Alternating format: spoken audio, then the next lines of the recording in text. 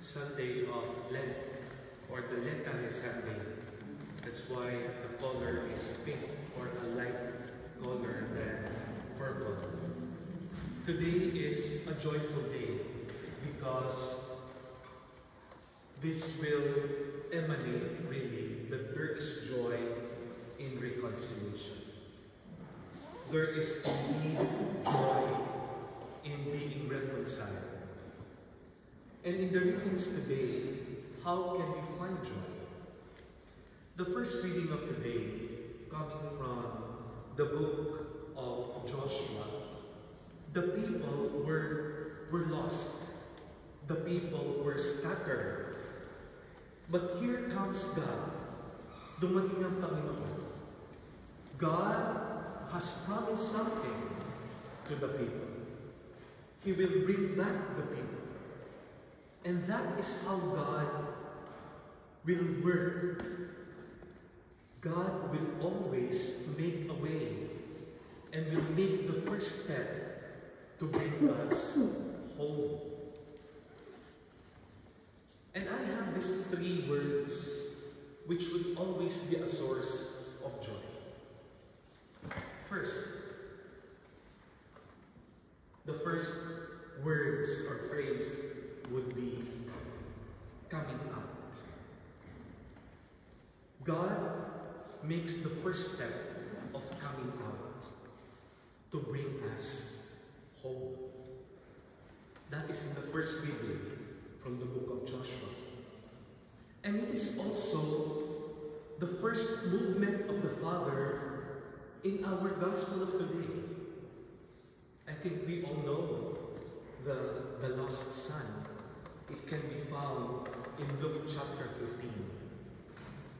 This is all about the lost coin, the lost sheep, and the lost son. Now, we have the lost son. But look at the movement of the Father. After the younger son lived in a life of dissipation, a life of promiscuity, he saw the son coming home. And without finishing, the father made the first move. He came and he embraced the son. Alam niyo, huwag nating kakalimutan din natin. Ang Diyos ang unang gumagalaw para tayo ay tanggapin sa kanyang piling. And that should always be a source of joy. Tayo ba? Tayo bang unang gumagawa ng lakas para mapasapihin natin ang tao sa buhay natin? O tayo ba'y naghihintay para mag-sorry sila? Tayo ba yung naghihintay passively para ikaw ay makarinig ng sorry? I think we have to learn something today. Out of compassion and out of love, what made the Father move first towards the lost son is his love for his son. Come out, meet the other, out of love. That is a source of joy. The second is this, coming home. Ano yung una? Coming out or going out. The second is coming out. That's the movement of the younger son.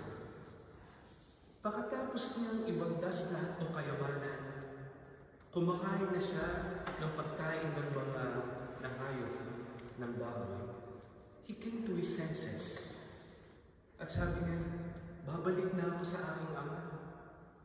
Ito, nandito ako ngayon. Consequence ng aking ginawa. I will go back to my father and say to my father, Father, I have sinned against heaven and against you. So bumalik siya. Go But do you know that the son has not really completed his sorrow? Kumbaga, that's what I call attrition. Attrition is you recognize your sorrow because of your consequences. But it might not be true contrition. Meaning, hindi mo talaga naalala yung totoong pagkakamali mo. Ang naalala mo lang yung consequence ng iyong pagkakamali. Di ba? Ito ako ngayon, naghihirap. Ito ako ngayon, alam mo yung panalo. Ito ako ngayon, hindi ako makakain. Ito ako ngayon, gutom. Yun ang naaalala mo. Pero hindi mo naaalala ang totoong kasalanan mo kung bakit ka naghihirap. Kung bakit ka nagugutom. But what comes next? When the younger son came back to the father, nagsasalita pa lang yung younger son. Anong sabi ng younger son? Father, I have sinned against heaven and against you. I no longer deserve to be called your son. Sana sasabihin niya, treat me as one of your servants.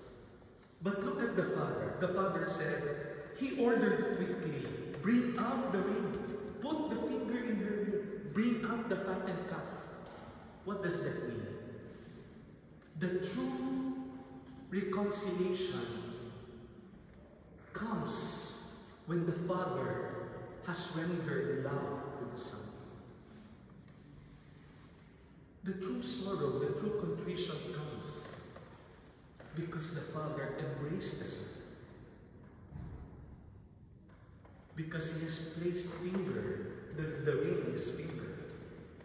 Because he has made a fist for the son and brought back the dignity to the son.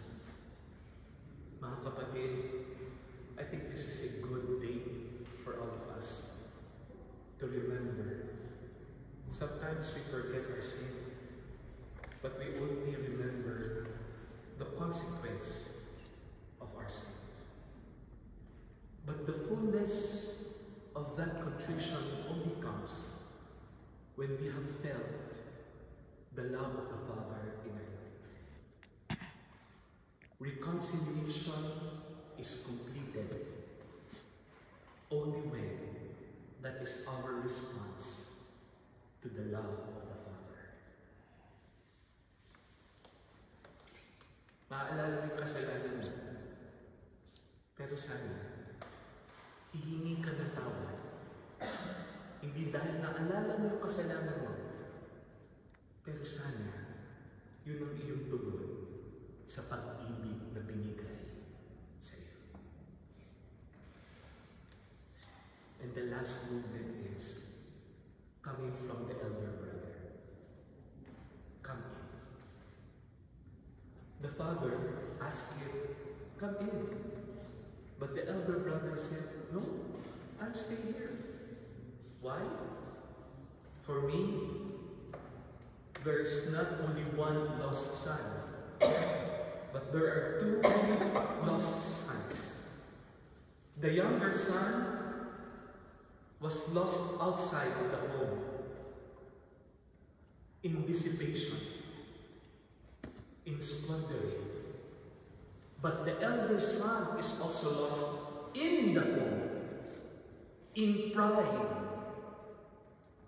in self-righteousness. And my only relationship with the Father is because of work, because of duty. I have been here. I have been working. I have been doing this. But here comes the younger son. Look at what the elder son, the identity of the younger brother to the elder brother. Hindi niya tinawag na my brother. Ang sinabi niya, your son, but not my brother. there's no relationship at all.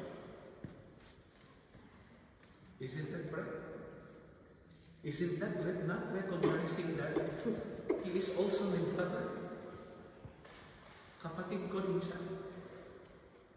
Kayo lang naman ang may relasyon eh. Hindi kami. But the Father made a reply. And I like to put it in this statement. That my home are also home for sinners. But my home is also a home for mercy and compassion. Oo, nagkakamali tayo sa ating tahanan. Pero ang tahanan din natin ay luklukan ng pag-ibig at ng pagpapatawad.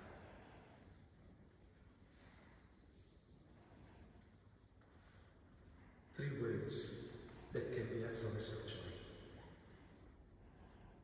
Get out and meet Him. Go back and be reconciled. Come in, because you are my brother and my sister. That is a source of joy. We also